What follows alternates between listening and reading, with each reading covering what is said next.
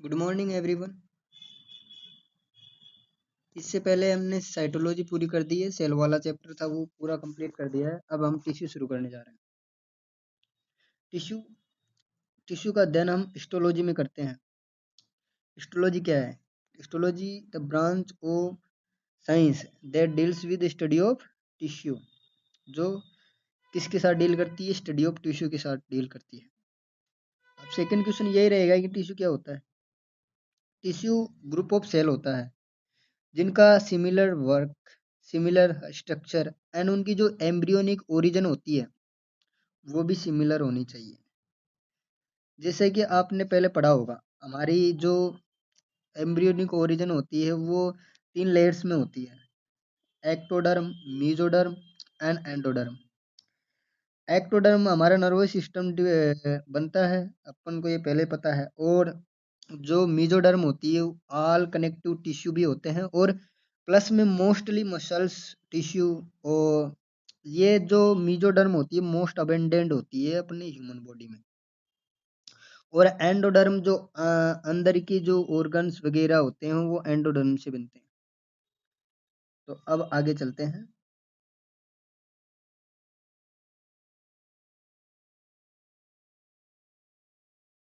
अब बात करते हैं टिश्यू कितने प्रकार के होते हैं। टिश्यू टिश्यू मेनली 4 प्रकार के होते हैं। 4 प्रकार के होते हैं। कौन कौन से? पहला होता है एपिथेलियम टिश्यू, दूसरा होता है कनेक्टिव टिश्यू, तीसरा होता है मस्कुलर टिश्यू एंड चौथा होता है नर्वस टिश्यू। तो जो ये एपिथेलियम टिश्यू होता है इसकी जो ओरिजिन होती है वो तीनों लेयरों से हो सकती है।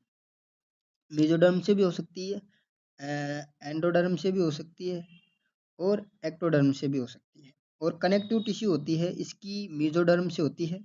मस्कुलर टिश्यू होता है इसकी भी मेसोडर्म से होती है। और जो एक्टोडर्म होता है नर्वस टिश्यू, इसकी एक्टोडर्म से होती है। अब आगे बात करते हैं। ये आपको जो डायग्राम दिखाई दे रहा है ये अपना एक टिश्यू का एपिथेलियम टिश्यू का डायग्राम। आपको जो ये नीचे वाला पार्ट दिख रहा है ये वाला पार्ट ये कनेक्टिव टिश्यू है।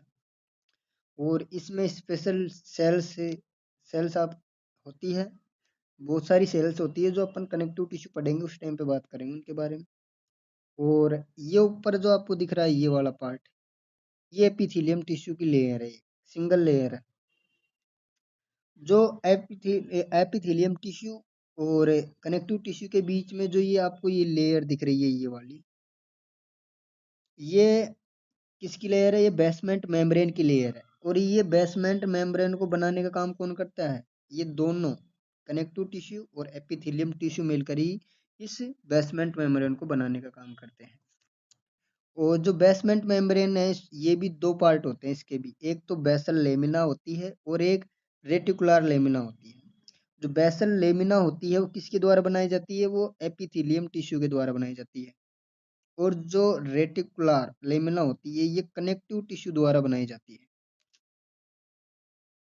अब आपको ये दिख रहा होगा जो ये वाला स्ट्रक्चर है, सॉरी, जो ये वाला स्ट्रक्चर है ये क्या है? ये एक डेस्मोसोम है जो पास वाली 2 सेल्स को जोड़ने का कार्य करता है। तो इसमें आपको ये हेयर लाइक स्ट्रक्चर दिख रही होगी इस जगह पे। तो ये हेयर लाइक स्ट्रक्चर को और कुछ नहीं है, ये फिलामेंट्स है जो इससे जुड़े होते हैं और इन्हें इंटरमीडिएट फिलामेंट्स के नाम से जाना जाता है। और ये डेस्मोसोम्स होता है जो 2 सेल्स को जोड़ने का काम करता है। और ये कैडेरिन प्रोटीन के बने होते हैं। ये इंटरमीडिएट फिलामेंट कैडेरिन प्रोटीन के बने होते हैं। अब बात करें टाइट जंक्शन। जो आपको टाइट जंक्शन दिखाई दे रहा होगा ये वाला पार्ट जो टाइटली जंक्स करता है, इनको टाइटली जोड़ता है। तो ये 2 क्लोडिन से ओक्लूडिन्स 2 प्रोटीन से मिलकर बना होता है ये टाइट जंक्शन, क्लोडिन्स और ओक्लूडिन्स। अब मैं आपको बात कर रहा हूँ ये जो अपनी ये एपिथेलियम की सेल्स होती है इसकी जो एपिकल सरफेस होती है यानी कि जो ऊपर वाली सरफेस है, ये रुको देखो, जो ये ऊपर वाली सरफेस है इसे एपिकल सरफेस के नाम से जानते हैं। तो एपिकल सरफेस होती है, अगर इस पर अपन को क्या मिलते हैं? अगर इन पर सीलिया और माइक्रोविलाई मिलते हैं तो ये सिलेटेड होती है, सिलेटेड होती है। और जो ये क्षेत्रफल सरफेस एरिया को बढ़ा देती है और एब्जॉर्प्शन में भी मदद करती है। अब आपको एक ये संरचना दिखाई दे रही होगी, ये संरचना है ये क्या है? ये हेमीडेस्मोस डेस्मोसोम को दर्शाती है। तो ये क्या होता है?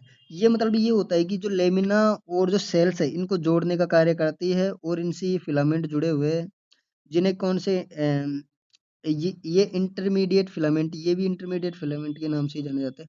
और जब जो ये संरचना होती है हेमिडेस्मस, इससे क्या है कि लेमिला फंस जाती है इन फिलामेंटों में, इस और इस सेल को ट्रांसफर कर दी जाती है। अब आगे बात करते हैं।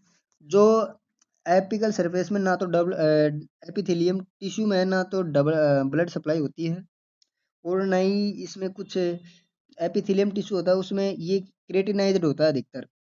और अगर ये अंदर होगा तो अंदर की बात अलग होती है, लेकिन यहाँ पर ब्लड सप्लाई नहीं पाई जाती है। जो और न्यूट्रिएंट्स जो ये सीधा कहाँ से लेता है? ये कनेक्टिव टिश्यू से लेता है, कनेक्टिव टिश्यू से। और कैसे लेता है? डिफ्यूजन के थ्रू लेता है, ऐसे डिफ्यूजन के थ्रू डायरेक्ट लेता है। अब ये तो हो गई एक स्ट्रक्चर की बात। हाँ, ये एक और बात है, जो रेटिकुलर फाइबर है जो कनेक्टिव टिश्यू द्वारा बनाए गए थे, इनमें कोलेजन फाइबर्स या कोलेजन फाइबर्स होते हैं और फाइब्रोब्लास्ट, ये सेल दिख रही होगी आपको, ये फाइब्रोब्लास्ट सेल है जो किसका निर्माण करती है? फाइबर्स का निर्माण करती है, फाइबर्स का निर्माण करती है। अब आगे बात करते हैं। अगर अगर ग्लूकोज का लेवल इंक्रीज होता जाता है तो हमें डायबिटीज मेलाइटस हो जाता है, जिसे आपने पहले पढ़ा होगा। तो बेसमेंट मेम्ब्रेन होती है ना, बेसमेंट मेम्ब्रेन, जो बेसमेंट मेम्ब्रेन है तो उसमें क्या है कि लेमिना का सीक्रेशन अधिक तो सीक्रेशन बढ़ जाता है और ये थिकनेस हो जाती है। तो फिर इसके कारण क्या होता है कि ब्लड फ्लो रुक जाता है। ब्लड फ्लो रुकेगा तो अगर किडनी में हो रहा है ये चीज, तो नेफ्रोपैथी कहते हैं। अगर ये उम, एक एक अरे वाह, जो ये अरे यार, अगर जो रेटिना में हो रही है ये अगर रेटिना में होगी तो रेटिनोपैथी के नाम से जाने जाते हैं। और नर्वस नर्वस में होती है या एक्सटेंटिस यानी कि नर्वस में होती है तो न्यूरोपैथी के नाम से जाने जाते हैं। ये गलत लिखा हुआ है, यहाँ पर नर्वस होगा। अब आगे बात करते हैं एपिथेलियम टिश्यू। एपिथेलियम से जो एपिथेलियम टिश्यू, इनमें जो सेल्स होती है वो इंटरकनेक्टेड होती है, क्लोजली कनेक्टेड होती है, इसलिए इनके बीच में इंटरसेलुलर मैट्रिक्स नहीं पाया जाता है या बहुत कम पाया जाता है। अब बात करें इन डायबिटीज मेलाइटिस की बात करें। In diabetes in diabetes mellitus में कोलेजन एंड लेमिलिन प्रोडक्शन इंक्रीज हो जाता है, जिससे बेसमेंट मेम्ब्रेन क्या हो जाती है? लीडिंग टू द ठीक हो जाती है। बेसमेंट मेम्ब्रेन क्या हो जाती है? ठीक हो जाती है, ठीक यानी कि मोटी हो जाती है। फिर इससे क्या होगा भाई? इससे ये होगा कि जो ब्लड फ्लो है वो कम हो जाएगा। अगर ब्लड फ्लो कम हो जाएगा तो फिर आप भी जानते हो, फिर ऑर्गन्स में तकलीफ होती है, यानी कि बीमारियां कोज हो जाती है। जैसे कि अगर किडनी में होगा तो मैंने अभी बताया था, नेफ्रोपैथी हो जाती है। अब epithelium leads to the development component retinopathy, ear list microvascular complication of dermis and there share. यानी कि जो रेटिनोपैथी, यानी कि जो अपने रेटिना में है उसमें ब्लड सप्लाई नहीं होगी तो उसमें क्या है कि मसल्स में कॉम्प्लिकेशन पड़ जाएगा, जिससे कि मसल से प्रॉपर काम नहीं करेगी। तो इससे रेटिनोपैथी हो जाती है अपन को। नेप्रोपैथी किडनी में होती है और न्यूरोपैथी अपने न्यूरॉन में होती है। अब बात करते हैं एपिथेलियल टिश्यू की। एपिथेलियल टिश्यू यानी कि एपी का अर्थ होता है अपॉन एंड थीलियल का अर्थ होता है कवरिंग। तो epithelium tissue grow on the tissue connective tissue, मैंने अभी डायग्राम के लिए आपको समझाया था, जो कनेक्टिव टिश्यू पर ये ग्रो करता है। कौन? Epithelium tissue. और मैंने पहले बता दिया कि आपको ये एवास्कुलराइज्ड होता है, यानी कोई भी ब्लड वेसल्स नहीं पाई जाती है। और ये न्यूट्रिएंट्स कहाँ से लेता है? Basement membrane of connective tissue, connective tissue की बेसमेंट मेम्ब्रेन से लेता है या सीधा कनेक्टिव टिश्यू से लेता है। बाय प्रोसेस किसके द्वारा? डिफ्यूजन के द्वारा नर्व सप्लाई होती है इसमें, और इंटरसेलुलर मैट्रिक्स कम होता है, मैंने पहले ही बताया था, क्योंकि ये इंटरकनेक्टेड रहती है। और इंटरसेलुलर मैट्रिक्स कम होने का कारण यही होती है कि टाइटली कनेक्टेड होती है या बहुत जुड़कर रहती है, स्पेस बहुत कम होता है। और एपिथेलियम टिश्यू कैंसर हो जाए तो इसे क्या है, कार्सिनोनोमा के नाम से जाना जाता है। Epithelium cells are rapidly dividing cell होती है ये। और फंक्शन की बात करें तो क्या क्या करेगी, filtration, absorption, diffusion and secretion आदि फंक्शनों को यही कंप्लीट करती है। अब बात करते हैं जो एपिथेलियम टिश्यू है वो भी दो प्रकार के होते हैं, simple epithelium tissue and stratified epithelium tissue. Simple epithelium tissue किसे कहते हैं, ये आपको एक सिंगल लेयर दिखाई दे रही होगी कनेक्टिव टिश्यू की, और ये मल्टीपल लेयर दिखाई दे रही होगी आपको। तो इसमें यही होता है कि जो सिंगल लेयर होती है वो सिंपल में होते हैं, और जो मल्टीपल लेयर्स होती है वो क्या होता है, स्ट्रेटिफाइड, यानी कि उनमें मल्टीपल लेयर पाई जाती है, ये विकसित होते हैं थोड़े। मल्टीपल ये कहाँ पाए जाएंगे, अपनी स्किन होती है उनमें प्रोटेक्ट प्रोटेक्ट करने का कार्य करते हैं मल्टीपल लेयर से। सिंपल लेयर हमारे जो ब्लड वेसल्स वगैरह उनकी कवरिंग के लिए, हमारे माउथ की कवरिंग के लिए वगैरह, इनके लिए सिंपल एपिथेलियम टिश्यू होता है। तो इसमें यही बात लिखी हुई है, देखो सिंपल लेयर होती है और arranged on the basement membrane, simple epithelium tissue classified in four types में क्लासिफाइड है। अब बात करते हैं जो ये मल्टीपल लेयर्स में होता है और arrange on by same basement membrane पे होता है, ये भी फोर टाइप में डिवाइड होता है। तो इसका फर्स्ट टाइप पढ़ते हैं, इसमें सिंपल स्क्वेमस एपिथेलियम टिश्यू, ये हो गया first. Simple squamous epithelium tissue, simple cuboidal epithelium tissue and simple columnar epithelium tissue and pseudostratified epithelium tissue. जो सिंपल क्यूबोइडल एपिथेलियम टिश्यू है और सिंपल कोलिमनार एपिथेलियम टिश्यू है, तो ये non chelated और सिलेटेड भी हो सकते हैं। सीलिया की प्रेजेंट होगी, अगर मान लो सीलिया और माइक्रोबिलाई इनकी सरफेस पे प्रेजेंट है तो ये सिलेटेड होते हैं, और नहीं प्रेजेंट होंगे तो नॉन सिलेटेड कहलाते हैं। अब बात करते हैं स्ट्रेटिफाइड एपिथेलियम टिश्यू की।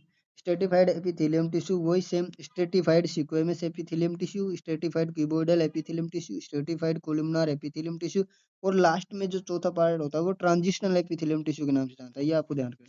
और ये क्या काम फंक्शन करता है, प्रोटेक्शन का काम करता है, मैंने अभी थोड़ी देर पहले बताया था।